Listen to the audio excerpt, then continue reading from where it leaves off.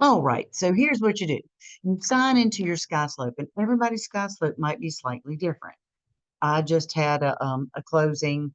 I've got one active, and all my other ones. I had a closing that closed today. Deed was recorded.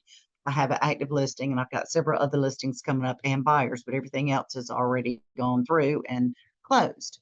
So I am getting ready to upload a pretend listing. Okay. So you will go to this page, and if yours is different, you're going to find the one that says create a listing, or do not go to transaction or create a transaction. That is with the offer to purchase. You're going to go to create a listing. So click on create a listing. And in this situation, okay, this is regular listing. Which office is this listing for? It's going to be the Southeast, EXP Southeast. That is us. And we will search across integrated, blah, blah, blah. It is not on here. Remember, this particular listing is not going to be on the MLS. It might be on Google. I've got to find it. It's from one video to the next. I don't remember the address. I just know it's on Hillsborough Street. And that is because your girl is really tired. Okay, so I'm going to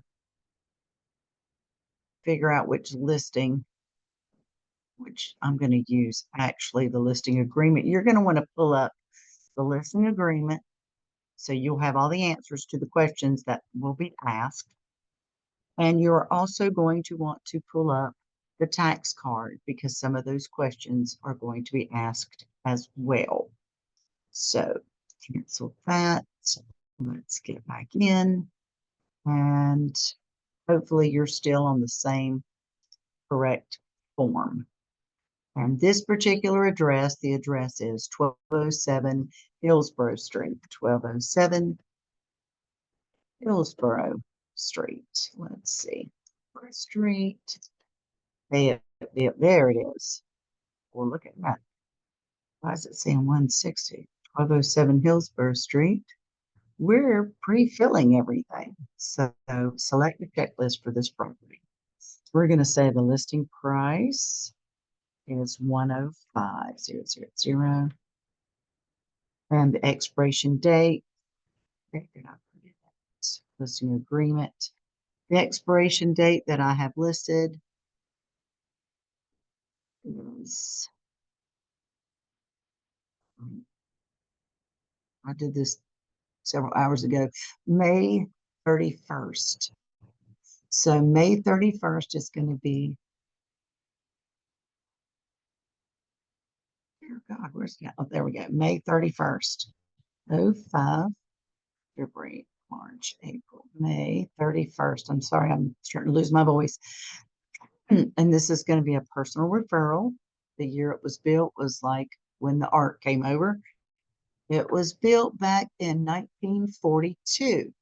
So that is going to be the year it was built, 1942. So the sellers are going to be, remember, example seller. Oh, look, they still have this in here. They know I did this before. And I'm going to put my phone number in here. Okay. And there's not another seller, so you will click continue. Now, hopefully, oh, wait a minute, checklist. And this is a residential listing. Sorry, I skipped one. It will not allow you to continue till everything is done. So the sales commission is going to be 3% on this. And, oh, pardon me, duh. It's going to be 3% on the listing. Now, you will notice if you look at the forms that I filled out for you, when it has the buyer agent commission, which would be the sale commission, on our forms, EXP wants us to put nothing, NA, for the buyer agent commission. They want the seller to have the opportunity to negotiate with the buyer. So that is why we put NA, nothing for the sale commission. Now, later on down the road, the seller can determine that he wants to go ahead and pay a commission. That's when that would take place. But up front, in the listing agreement and in the listing, putting it on EXP, you do not put anything for the sale commission. All right, so we're almost there. There we go. So after you complete that, I mean, it's easy breezy to complete that. After you do that, you're going to upload the Working with Real Estate Agents disclosure. Once I get in here, I'll start dropping and dragging, but I've got to get there first. And I don't know if you could watch me drop and drag. Sounds like a dance at a club, doesn't it? A drop and drag. Okay, you can really tell I'm tired. All right, so working with real estate agents disclosure goes right there. Then you could take the exclusive right to list, exclusive right to sell listing agreement. We're going to put that right here. Goes the weasel right there. I think somebody needs a nap. Realist, the real list, tax card, and the deed. Now here's where we're going to do the real list. And I like to put in the RPR too.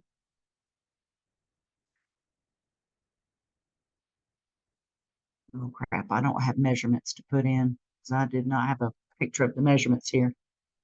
So that's going to be one we skip. Also put the tax card in here.